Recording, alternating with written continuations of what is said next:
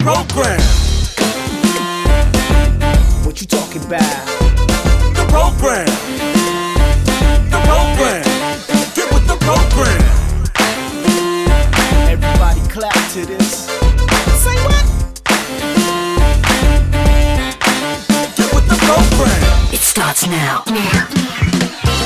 Hello and welcome to Get With The Program Radio Show. I'm your host, Gary Jones. Now, Get With The Program Radio Show is a multicultural, informative, relevant, and entertaining one-hour weekly show offering you a combination of diverse interviews with questions and comments. And as always, we will act as a positive source of information. Now, listen, if you want to be a guest on the show, all you got to do is log into www.getwiththeprogram.biz. Shoot me an email, leave me a message. You never know, you may have a conversation that we would love to talk about. Or give me a call at 919-665-1118. Again, the number is 919-665-1118, or call me on the cell direct, 919-255-2757. Now listen, today we are going to be joined in a conversation with Mr. Tye Banks.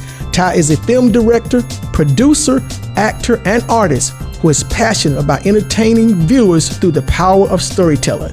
Known for inventive techniques in filmmaking, Tye directs and produces content with the purpose to inspire, inform, and entertain.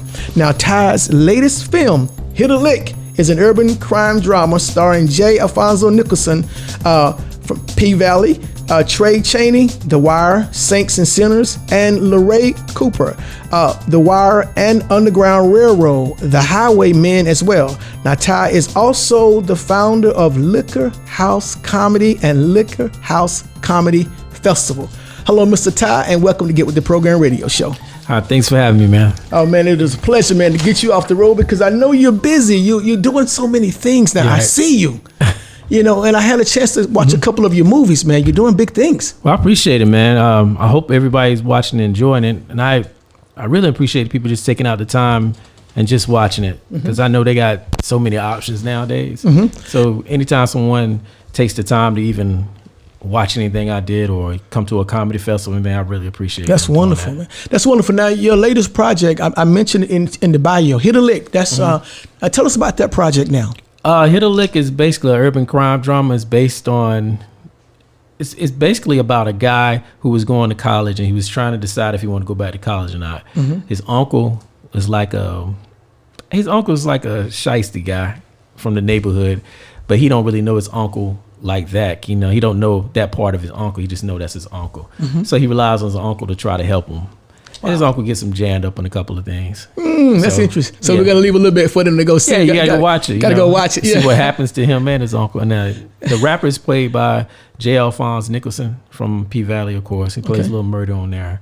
And the guy who plays the uncle is Solomon Gibson III. And Solomon's been on Constantine. And I think the new project he's on, the new one he's on, but he's on another project right now that's on TV right now. You know? Wow. Now this movie was filmed in North Carolina, right? Raleigh, North Raleigh and Durham. We shot little parts in Playground Studios in Durham. We shot the concept scene in there. Made it look like a real club, though. Nobody can catch that. You know? But yeah, mostly in Raleigh. And that's the magic of filming. Of filming. And you've been doing. How many years you been doing this now? I've been acting I would probably say acting for about 15 years. I did music since I was a kid, doing that on and off, and producing my own stuff. It's been probably about 5-6 years now. I would say 5 or 6, producing, directing my own things now. Now, being from North Carolina, you're from North Carolina, right? Yeah, Raleigh. Wow. Being from North Carolina, and you know the Raleigh area. Now, is filming very prominent here? What about the talent here? You have a lot of talent here. I think that what people have a misconception because the times has changed. It's a lot of people around who do things. Even if you're in Atlanta, if you're in New York, you're in Chicago, you're in wherever, you know, Louisiana, LA, you're still going to be emailing in your auditions. So it really doesn't matter where you're at, not unless they're looking for local talent. You know, that gets all into SAG and that stuff. So I can understand why an actor would move, but as a filmmaker, I don't need to move, you know? I can do everything right here, and I can pull some talent here. There's a lot of great talent still here. But wow, it's how you use things. It's pretty much use what you got to make it work. Yeah, but I think sometimes people think it's less talent in the area. It's a lot of people who are actually from Raleigh on, shows like Tyler Perry shows, and they're right here. They work here. Mm-hmm. They just catch that plane, hour flight, and they go down and they come back. Wow. It happens all the time. And I don't think people really understand the entertainment business. But once they understand it and they'll see it, it's a job. Mm-hmm. It's a business. It's a business. Right. So, now, what inspired you to be a film producer? I think it came from the independence of hip hop. And looking back at it, even when I was about like 13 or 14, I knew I wanted to be involved in it somehow, but I didn't know it was the entrepreneurship that I was looking at. And, as you get older, you start seeing these guys and they're doing things and they're making things, and you start to understand, wow, the hip hop people put that person on. And a lot of people don't give credit to hip hop producers. And I'm not talking about beat makers. I'm talking about people who actually transition from either rapping or in the field itself, and they put other stars into it. Mm-hmm. And that would inspire me watching other guys and women, watching them do it. Like Queen Latifah inspires me a lot. The things that she's done, the things that she continues to do. Mm-hmm. You have Master P.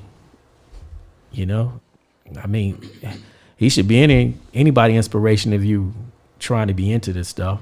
Same thing with Tyler Perry, Spike Lee. I can go on and on. Yeah, I was about to ask you, who was some of your inspiring producers, filmmakers, and what are some of your favorite films? Man, that's a hard one to say. I always thought when someone asked, "What's your favorite film?" And I guess also what style of entertainment, like thrillers, horror. What do you like to watch? I like watching. I watch all types of things, man. I watch a kids film. I watch that. I watch a thriller. I watch a sci-fi film. Mm-hmm. I'm like across the board. I'm not one way of. I don't have one specific genre that I like over the other. Mm-hmm. But my favorite movie, and it's kind of crappy. I got like 3 favorite ones that I can just tell you. Okay. The Dark Knight is definitely one. I think that's one of the best. That was movies. the Batman movie. Yeah, one of the best. If you watch it, and then you watch all the acting and everything that goes into it and how they made that film, that's one of my favorites. Then I like silly movies. I like Joe Dirt. And people probably never seen it. It was a stupid movie, but it was funny to me. I can watch that over and over and over for some reason. I don't know why. And then, it just depends on what I'm into. Mm-hmm. Wow, interesting stuff, man. Wow. Mm-hmm. So what we're going to do, we're going to take a break here. But before we do that, I want to ask you, what were some of the challenges for you as an African-American male breaking into this industry? Because this is like the beginning of your movie career. Like really, is this like the first movie that you've actually put out? Like this film right here, it was the first one I put out. It's difficult if you don't understand the business of it. And I know if I don't say this, they can get mad at me, okay? But I'm African American and Native American. So if I don't represent my tribe, they're gonna check me on that. Okay. All right. So I'm an Okanishi Saponi, and I'm also African American, so my family will. I got a black grandma and an Indian grandma. Okay. So I can't leave any one of them out. But it's difficult to get in if you don't know anybody. That is true. But it's also difficult if you don't know what you want to do. So the main thing is to have a plan. And for me, it was, at first, I didn't have a plan. I didn't know who to talk to. I knew there was other guys out there doing things. But what opened up my eyes to stuff is I went to Atlanta, and I went to so they have different festivals. They have film festivals, they have producers festivals, and I went to a producers festival. And I met all these people, and they was genuinely encouraging me to do it. And I had never seen that. I'll never forget, this guy was talking to me, and he was just being, like, man, you can do this, man, you can do this, this is what you do, this and that. He was giving me advice, and he was just talking to me, and I didn't know who the guy was. I later found out it was Bobcat, and Bobcat is the guy who's producing partners with Tyler Perry. Wow. I didn't know that. Networking. Yeah, I had no idea. I met the Dungeons down there. There was distributors, didn't know them. I met all these other distributors and then start meeting all different people. But if you're not, I could see why someone would go to places like that. It's really important to go to festivals because that's where people come and network. It doesn't mean just because you go to the city doesn't mean you're involved in things, you know? So what I'm hearing, the film festivals are a very important part of pursuing the career as well. It's good for networking, but the film festival itself is different types of festivals. So that's what you have to be really careful about. There's a million film festivals out there. So you have to know which ones to go to and which ones to be a part of. So it's a networking. It's all about networking. Right. What we're going to do, Tye, we're going to take a break here. And when we come back, we're going to talk more with Mr. Tye Banks here. Once again, Tye Banks is a film director, producer, actor, and artist who is passionate about entertaining viewers through the power of storytelling. Listen, I'm Gary Jones to Get With The Program Radio Show. We're going to take a break and we'll be right back after this. Hello and welcome back to Get With The Program Radio Show again. I'm your host, Gary Jones. And listen, today we're joining the conversation with Mr. Tye Banks. Now, Tye is a film director, producer, actor, and artist who is passionate about entertaining viewers through the power of storytelling. Now, known for inventive techniques in filmmaking, Tye directs and produces content with the purpose to inspire, inform, and entertain. Now, Tye's latest film is Hit a Lick, which is an urban crime drama starring Alphonse Nicholson, Chaney, and Luray Cooper. And wonderful movie. I've had a chance to see it, and it's really interesting. So, a matter of fact, Tye is also the founder of Liquor House Comedy and Liquor House Comedy Festival. Tye, welcome back to the show. Thanks for having me back, man. Man, I had a chance to see it. You know, Hit a Lick right now is on Tubi. I had a chance to see that, so you can see that on Tubi. And it's on IMDb TV as well. Got picked up by those. So IMDb TV is owned by Amazon Prime, and it's basically a free service. Wow. Yeah. Well, Hit a Lick is, I'm sorry, that's enough. Hit a Lick is on his way to that. I'm sorry about that. I got a couple more projects is on there. That's wonderful, man. Yeah. Wow. So we talked about a lot of stuff as far as the film festivals before we took the break. Trial and error. So you had a lot of experience from trial and error. You had some bumps and grumps. Yeah, and it also cost you. You had some costs associated with that as well, right? Yeah, but it's good to have those. To be honest with you, I learned a lot from failing. So I failed a lot, and I've learned a lot. Everything I learned, I think in filmmaking, I learned from the failures of music and hip hop and everything. I learned so much from everything that I failed in, and I just apply that to the filmmaking thing because it's the same thing, concept, but it's a different product. When we independent, it's the same concept, different product. Wow. Now, speaking about that, now you are an actor and producer and writer, a combination of all. Now, all of these which requires articulation, being articulate in all those parts, basically. Now, do people have to have experience to be in the film industry from your perspective? I think that if you want to be in it, I think first you need to really educate yourself on it and ask yourself, why do I want to be in it? I think sometimes people want to be in it because they think it's going to make them famous instantly, and some people do. To be honest, some people can get famous, but it just depends on what you want out of it. But if you really want to have a career in it, you need to study it. If you're coming in as an actor, you need to get an acting coach. You need to take some type of training. You have to, because I think sometimes people think they can just wing it, or they look at acting and they'll think people are just saying words. But they don't understand that the reason why it looks like that is because they prepared so long, they trained so long, and they did it so good that you thought that they was just talking. Right. But really, they're a person. They become another character, and they become someone, and they make you feel like that's a real person.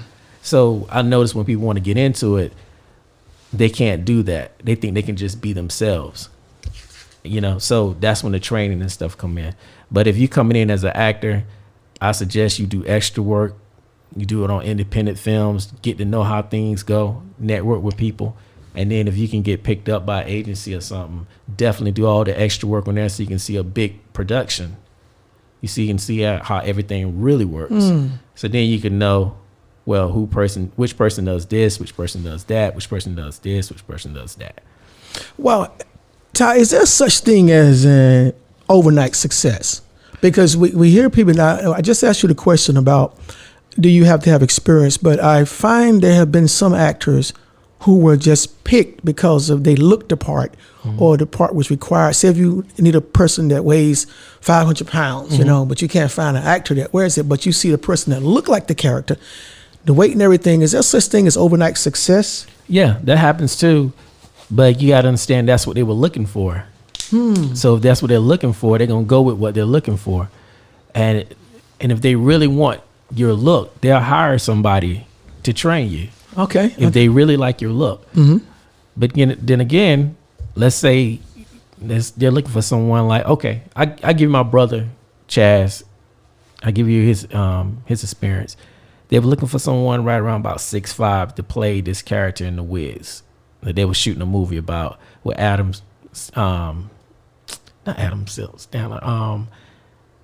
what's the guy's name from the museum, Night of Museum thing? I know what you're talking about. I can't think of his name, but I know exactly who you're talking about. His name. That was a good movie too. Yeah. I thought it was a funny movie. Yeah. Well, he is in there. Ben Stiller. That's his Ben name. Stiller. Right. Okay. So they was looking for someone to play a 6'5" guy. They couldn't find nobody. So my brother goes down there with his friend to the audition. They picked my brother. But my brother already had acting experience. So he was ready, but he wasn't there to audition. Okay. They just saw him like, oh man, there go the 6'5" guy. Wow. Just walk right into it. Yeah, because of his height. But when they got in there, my brother had been acting since he was a kid. And that just, he just fell right in there. Looking for it. Right. Had he been in the films, or he just been acting in films? He was just doing plays and stuff in high school, and he would do the play downtown Raleigh. You know, he would do stuff like that. But when that happened, he didn't even have an agent at that time. So it just depends. Wow. Speaking of agents, I've talked to some actors, some professional actors, some real live actors, and are agents required or it's truly necessary? In some cases, yes. Some cases, yes. I wouldn't, if I was an actor and I was pursuing it seriously, I would get an agent, because an agent can basically be a buffer and someone who can help you. So like an agent might tell you, I don't think you should go work for these people over there because they don't have a relationship with them. You got to remember, a lot of agents that have up to like 500 clients.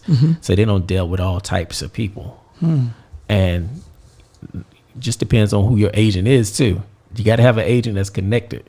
You got to have an agent who's going to push you to get work, you know, because when you get money, get paid, they can get paid. Wow. So you need an agent that's going to be working as well, you know. So that's good. So the agent makes money when you make money. Right. That's a good thing. Yeah. I kind of like that. What we're going to do, Tye, we're going to take a break.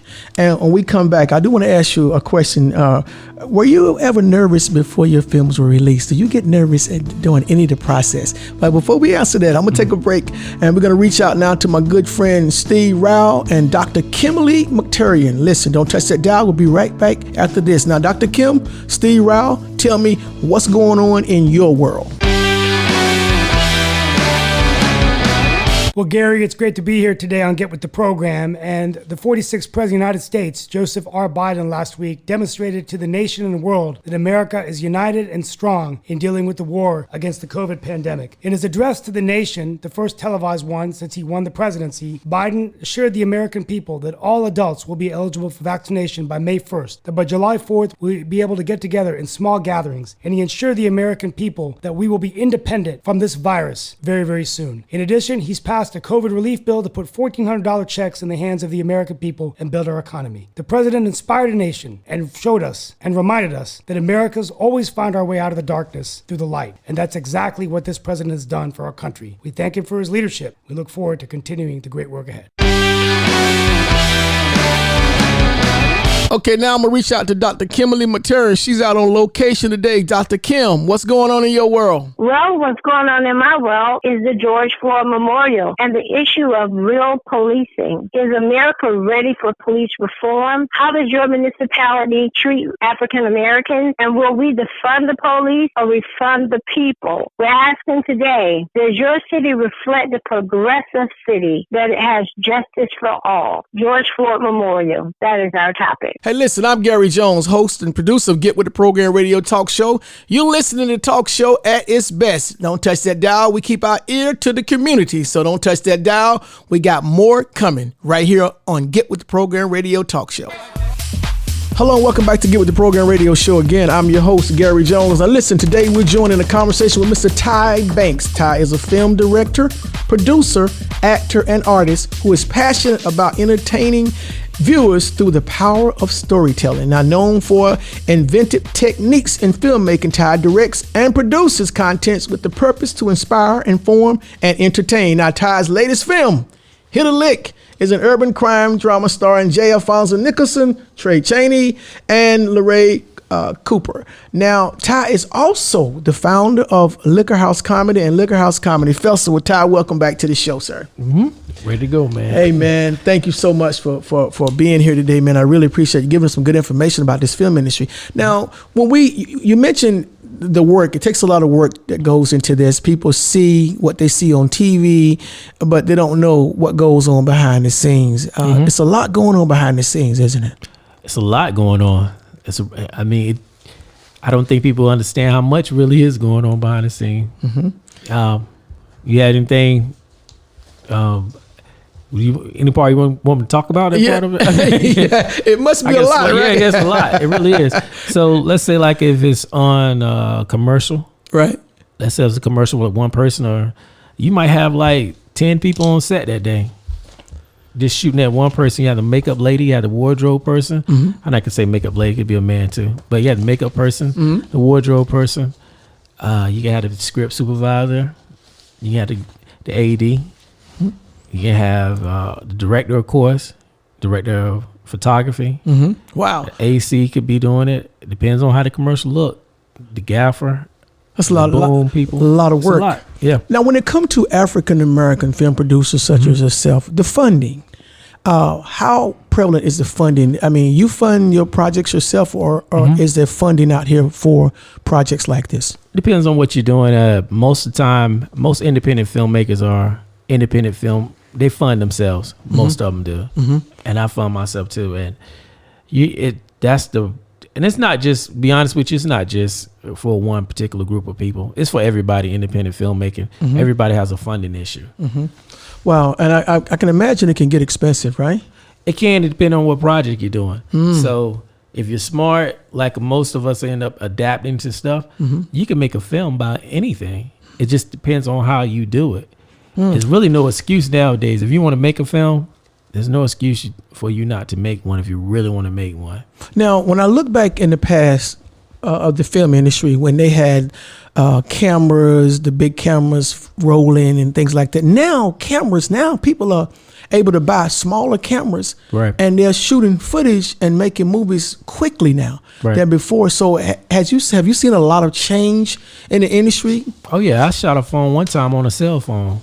I shot a movie on a cell phone before, and I did that because I saw that these other people that did one on their iPhone. I was like, I'm gonna try that too, but it got its plus and minuses with shooting on cell phones. You have to shoot in the daytime, and it's a lot. The lighting. Yeah, the lighting. But you have to take your time and go educate yourself on it. It can be done, but again, if you want to make a movie, you can make one. It ain't really it's not really the camera as much as it is the performance and the story. Now, when you put your movies out, are you nervous? Do you get nervous when you do a film? And how long does it usually take you to do a film? I used to get nervous, and it just depends on what type of film it is. Sometimes I get more anxious. I like to see how the people are going to react to it more than anything. But I'm not, sometimes I'm not acting in it. So I'm not bothered. I'm more worried about, did I do a good enough job with the quality and everything is up to where I want it to be. Now, I heard you mention to me previously about the golden rules of entertainment. Correct. Tell me about that. Well, there's many of them. I think one of the biggest golden rule is, and I can say this, comedians break it all the time. And I don't know why they do it. I think it's because they're not really used to the other part of entertainment. And that's burning bridges and talking about people they don't think or they don't understand how small the entertainment field is, the community of itself is. So particularly like with African Americans, they don't understand how small the community is. And I think they think because people are in big movies and in Hollywood, they're a long way away from them, and sometimes they're not at all. You know. So that goes back to one of my important questions: the importance of networking. Right. So what you're saying, I'm hearing this whole thing is really on a bubble. Right. It really is. And so what you say over here, you can mess around and perhaps you may know another producer from another film company here. Oh, yeah. And a reference code crosses and all the time. Have you had that experience? Happens all the time. It's a couple movies that people have asked me about a person before they put them in there. It's been movies where people will say, Tye, you know this guy right here? And, you know, if I know him, I tell him. Or it's been times where I was working with someone and later on, another person wanted to work with them, but they was waiting on to hear what I was going to say about them. And it's not that I'm some big shot or nothing. It's just friendship and networking. So if I know somebody that's, you know, that's already working with somebody I'm planning to work with, I'm going to ask my friend. It's not, you know, it's not like some type of secret society thing going on. It's just people who know each other, to be honest with you. So basically, I'm hearing you need to watch what you say when you're in this industry. Absolutely. Don't burn your bridges. Absolutely. I see it all the time on Facebook. I might have told you before. I said, it's been times that people on Facebook have said stuff about people that I know or that I'm close to that they don't know I'm close to them. And they talk about them. And it's been one particular situation. I was going to have this guy on a project, and I'll go to his Facebook page, and he was talking bad about the celebrity that I'm going to be working with who's helping me. But the celebrity might not necessarily be a part of it, but they're helping me. And this person is talking about the celebrity. I'm like, man, you know. So that's interesting, man. I tell you. Wow, you know, what we're going to do, we're going to take a break shortly here, but I want to ask you, in reference to race in the industry, why do you see, or what is the problem with African Americans having more roles in the music industry now? Because I notice now, which is a good thing, that a lot of black producers are coming out now. You're seeing more black movies. Since we've gotten streaming going on now, there are black movies that were out that I didn't even know existed. But we're seeing more now. What would you say would be the problem that black movies haven't springed up until now? What's going on? Well, a lot of times it goes back to the funding thing that you was talking about, and the idea of what does it take to make a movie. And the reason why you see certain type of movies all the time is because of the funding. It's easier for someone to make something that's in their neighborhood. You might see a guy making a movie in his neighborhood just about his project or whatever. Or it could be a guy who made a movie just on his basketball court that he used to go into. And it has a lot to do with the funding. Now, it doesn't mean it's not going to be a good quality movie, because nowadays you all types of cameras. So again, it goes back to the story. What type of story was that? Was it a good story? So right now, I think that we all got the cameras. We just got to improve our stories. Now, Tye, before I forget, how can somebody get in contact with you if they're interested in being in a movie? How can they get in contact with you? Your website? TyeBanks.com is real easy.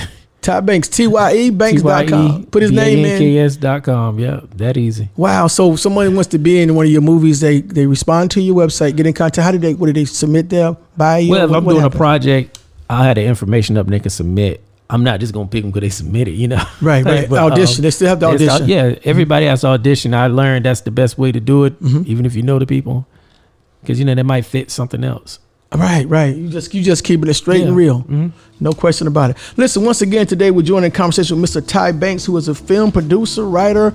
Hey, listen, this guy's doing a lot, man. When I say this to my listeners, this is the real deal. I commend this gentleman for movies that he's put out right now. But listen, what we're going to do, we're going to take a break, and we come back, we're going to have more conversation with Mr. Tye Banks. But right now, I want to reach out to Ursula Camille and comedian Gravedigger. What's going on in your world? Good day, Gary. Here's a highlight in Black history. Gerald Anderson Lawson, otherwise known as Jerry Lawson, was born December 1st, 1940 in Brooklyn, New York. He was an electronic engineer known for his work in designing the Fairchild Channel F video game console, as well as leading the team that pioneered the commercial video game cartridge. He created the early arcade game Demolition Derby, which was among the earliest microcompressor-driven games. In 1980, he founded VideoSoft, a video game development company that made software for the Atari 2600. In March 2011, he was honored as an industry pioneer for his work on the game cartridge concept by the International Game Developers Association. On March 20th, 2019, he was honored with the ID at Xbox Gaming Heroes Award at the 21st Independent Games Festival for leading the development of the first cartridge-based game console. His contribution to the gaming industry is on permanent display at the World Video Game Hall of Fame at the Strong National Museum of Play in Rochester, New York. Mr. Lawson died April 9, 2011. Here's one of his quotes. "The whole reason I did games was because people said you can't do it. I'm one of the guys, if you tell me I can't do something, I'll turn around and do it." This concludes today's highlight in Black History. Now I want to reach out to my good friend, comedian Grave Digger, man. What are you dealing with right now? What you dealing with? You always dealing with something. What's the deal, Grave? What's the deal? I just wanted to bring something up. We had a conversation the other night, and I don't know if you people know about it, but there is a difference. Coming up, there is a difference between upper-class poor people and lower-class poor people. Now, granted, both classes of people had food stamps, but let me show you the difference between upper-class poor people and lower-class poor people. Now, upper-class poor people will take $100 worth of food stamps and go to the grocery store and look at items and even actually check the shelf life on them, the expiration date. They spend their whole $100. Now, lower-class poor people, like my mama, she take her $100 to the grocery store, come back with $60, same amount of groceries, but we don't be looking at that expiration date. We got meat in the cabinet right now with expiration date of 1987. Y'all remember them old silver cans of meat? I got 4 cans right now and gonna eat it. But I thought I'd just bring that to y'all attention. There is a difference between upper class poor people and lower class poor people. So now y'all look it up. Y'all remember? And Gravy hit you back some other time. Y'all have a good day. Peace. Hey, listen, I'm Gary Jones, host and producer of Get With The Program Radio Talk Show. You're listening to the talk show at its best. Don't touch that dial. We keep our ear to the community, so don't touch that dial. We got more coming right here on Get With The Program Radio Talk Show.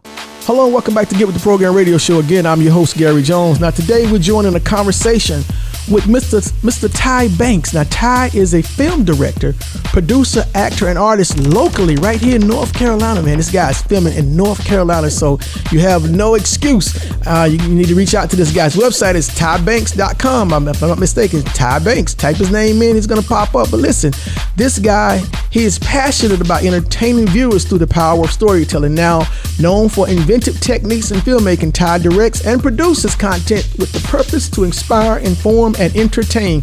Tye's latest film, Hit a Lick, is an urban crime drama starring Alphonse Nicholson, Chaney, and Luray Cooper. Now, Tye is also the founder of Liquor House Comedy and Liquor House Comedy Festival. Welcome back to the show, Mr. Banks. Thanks for having me back, man. Now, reading the bio here, I hear Liquor House Comedy and Liquor House Comedy Festival. Right. Now, Color Purple. Right. That was similar to the Liquor House. Right. Yeah, that was similar to that. Cause, so what I do is I have live comedy shows and record them and put them out the same way I put out movies and the audio and everything as well. So that kind of took off more than what I expected, stand-up comedy. Now I was shooting a documentary about comedy before that. Wow, that's interesting. So you have several platforms. So we have the filming movies and the comedians. So it's so many different platforms that you have that people can acquire. Yeah, it's basically just two. It's like two of them, basically two brands. And I think it helped me diversify, and also gave me a chance to see different type of talent. So when I want to make a comedy movie, I know where to go. Wow. Now, Tye, what kind of movies do you plan to really target? What do you want to do? What kind of movies you shoot? Because I know what you're shooting now. That's more like a drama, pretty much. Right. I'm shooting a drama right now. It just depends on what's going to move me, but I know who my audience is going to be, and I don't think the audience thinks one way. So I'm going to give them different types of films. Like if I just do crime dramas, I like them, but I don't want to be pigeonholed just to that, So I want to expand on some more stuff. But right now, that series, the Messy series I'm shooting right now, I think that's going to be something that's going to really give an impact, and also it's gonna bring out a lot of local talent that people might be surprised could do what they're doing in the series. You bring out what it is. You bring out that magic in them. Well, I think that I've been pretty good at, and I'm not like to my own horn, but I know what my strengths are, and I'm pretty good at recognizing talent. Now, behind the scenes, we talked about behind the scenes. Have you ever experienced arguing with an actor?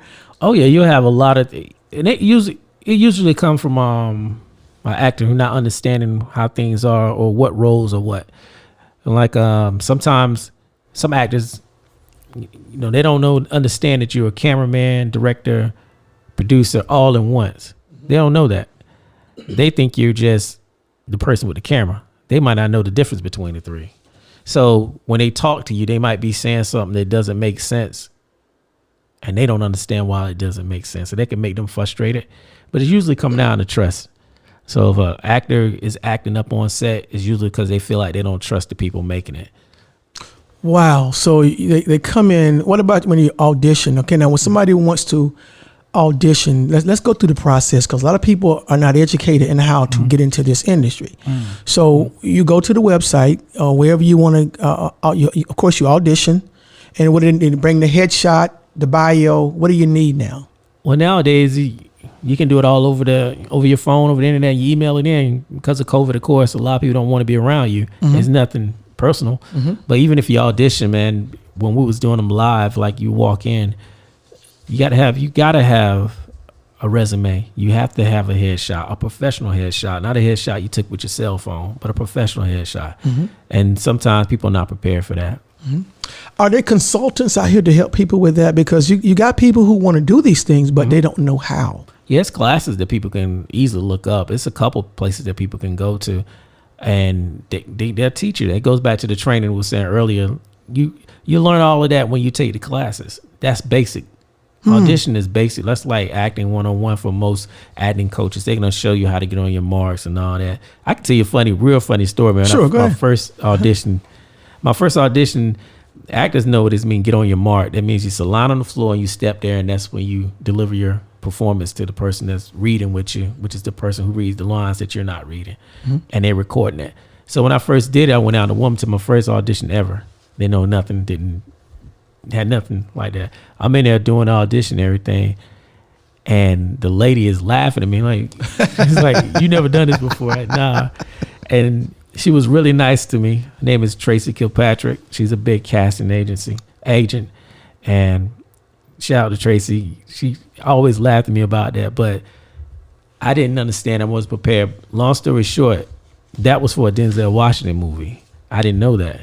It was for Deja Vu. You didn't know? I didn't know. Wow. Because usually when you go to audition, they're not telling you what it's for. Sometimes they don't tell you.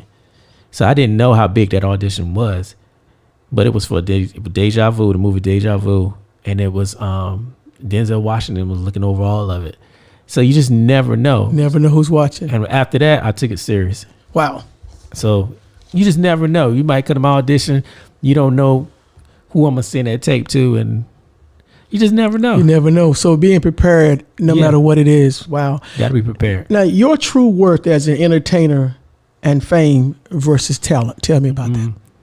I think a lot of people think fame equals talent or money or whatever, right? But the talent is always going to outlast the fame. The fame is going to get you attention. It's going to get you the attention, without a doubt. You got to have it. You got to have it be a part of what you're doing. So make an example of what I'm saying is, nowadays it's not enough just to be a really, really good actor. You got to have followers. You got to be doing something that make people want to be interested in you. But you can't just be a person who's famous, because when it's time to do the talent, do the work part, you're going to let everybody down, then your fame is probably going to go down. So you need both, is what I'm saying. But you're supposed to have it. So I see now that a lot of people are really talented. They're struggling with getting their name and their promotion of themselves to build their fame. But you got to have it, because we need it as producers to put the product out. Nobody wants to see a nobody. Right. So you got to have a sense of fame with you. You got to balance them out, is what I'm saying. You got to be already in the vein. Yeah, they got to know who you are. And then when they know who you are, you got to deliver. Right. Yeah. So you gotta have a balance of it. Now, the perception of the entertainment business and the reality of it. Now, when we talk about entertainment, period, I hear people say the talent is one part, but knowing the business is another part. How do you balance that, and what is most important? It depends on what you're gonna do. Sometimes I see a lot of. I was talking to a guy about this last night. Sometimes people don't know what they want to do in this business. They're not sure they want to be the talent, or they want to be behind the camera, or the business people. And the business people are just important. You know, they have talents too. They're superstars in their own right too. But at the same time, the talent people, when they not hot for the moment, they get frustrated. So then they go run and try to do the business stuff. They never really get a full balance of it, because they're trying to do the business so they can be in front of the camera to be the talent. Does that make sense? Yes, it does. And then a lot of times they fall short because they're over there doing the business. Now their talent don't fell off. So you got to pick sometimes. Right. Need to stay in your lane. Yeah, that's what I'm saying. Like, I know my lane. That's why I keep going. I keep doing it and doing. I know where I'm supposed to be. And it's not me. Not me being cocky. I just know what I'm supposed to be doing. Know where you need to stay. I know where I need to stay. That's right. Well, you're straight. I agree with that, because with what I do, I know where I'm at. You know. Yeah. Now we're about to wrap this up. I want to ask you any last minute words, as you know, you're a producer, film producer. I mean, this guy is real. This is the real deal. And any last minute words that you would like to tell an upcoming film producer, or as well as an actor? Okay, I can do two of them real quick. Sure. For a film producer, I would say, know what you're doing. Make it for an audience that you know gonna watch it. It's not just gonna be enough just to make a film. Know who's gonna watch it. Know who's gonna be interested in it. Don't just make a film. Know who you making a film for, so they can go watch it, so you can make another one. Make your profit, flip it again. You got to know who you're making it for. It's just like you're making a hamburger. You're not gonna make it for a vegan. They don't eat hamburgers. So know what you're watching for. Good way to put that. Okay. As an actor, you're gonna have to do a lot of free stuff to build up your resume. No one wants to hire you without a good resume. You have to build that part up. I know you might not want to hear that, but that's the truth, because you get hired off your resume. You don't get hired off because you're real talented, not unless you got that big fame we was talking about earlier. So you're gonna have to put in a lot of work, and you gotta understand, it's people out as an actor. It's people who've been doing this stuff for a very long time. They're trained in it, they're educated in it, and then sometimes they're way better than you. So it's a very competitive thing, but at the same time, you better take it serious. If you really want to be an actor, you're gonna have to take it serious. Just got to put the work in. You got to put the grind in. You got to give a little bit. And like he mentioned before, give a little bit, get your value up, and network. That's it. Key elements. Mr. Tye Banks, thank you so much for joining me today. I really appreciate that, man. I appreciate you, man. Thanks. It is a pleasure. Once again, if you just tuned into the show, you'll be able to hear it again. But Mr. Tye Banks, a film director, producer, actor, and artist. Guy has the real deal movie. You can see it on Tubi and other networks as well. Tye's latest film, as I mentioned before, is Hit a Lick. It's an urban crime drama starring Alphonse Nicholson, Chaney, and Luray Cooper. And Tye, as I mentioned before, is the founder of the Liquor House Comedy and Liquor House Comedy Festival. Listen, man, we had a good conversation. I appreciate you being here. Thank you, man, for having me. Absolutely. Once again, you listen to Get With The Program Radio Show. I'm your host, Gary Jones. As I always say, stay positive, keep your head up, and remember to Get with the program.